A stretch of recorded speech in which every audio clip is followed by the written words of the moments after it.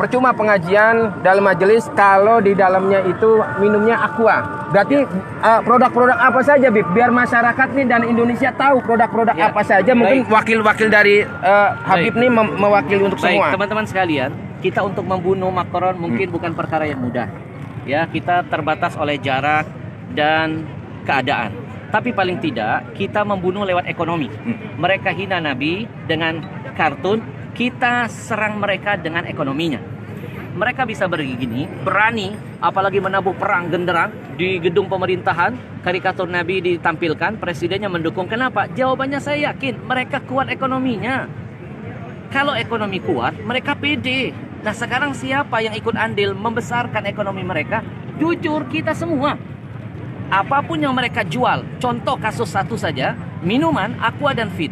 Itu minuman terbesar di Indonesia. 85% menguasai market Indonesia. Siapa pembeli terbesarnya? Majelis taklimmu, masjid-masjidmu, acara-acara agamamu.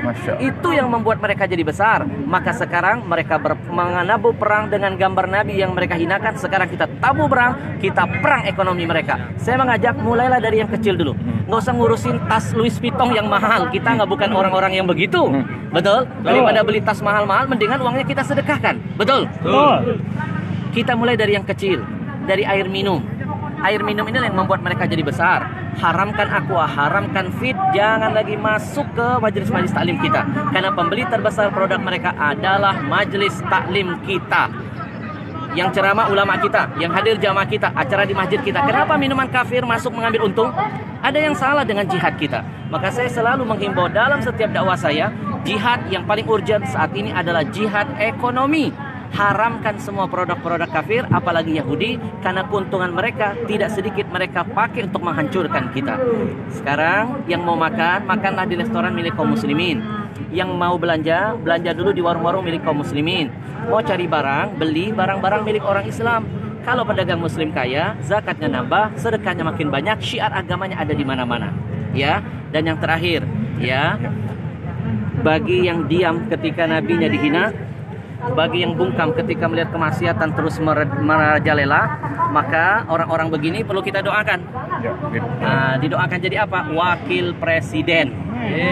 Ya, sekali lagi saya ulangi, kalau ada orang bungkam melihat ulama ditusuk, tidak ada komentar, melihat kezaliman hukum tidak ditegakkan secara adil, dia tahu, dia melihat, dia punya kekuatan, tidak ada kicauan, kemudian nabinya dihina, dia tidak ada komen, kita doakan orang begini jadi wakil presiden.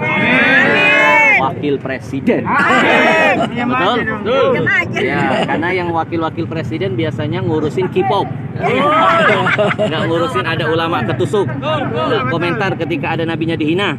Tidak bersuara ketika ada hukum yang tidak ditegakkan seadil-adilnya. Mudah-mudahan ya ini akan membakar semangat kita untuk terus berani mati untuk Nabi.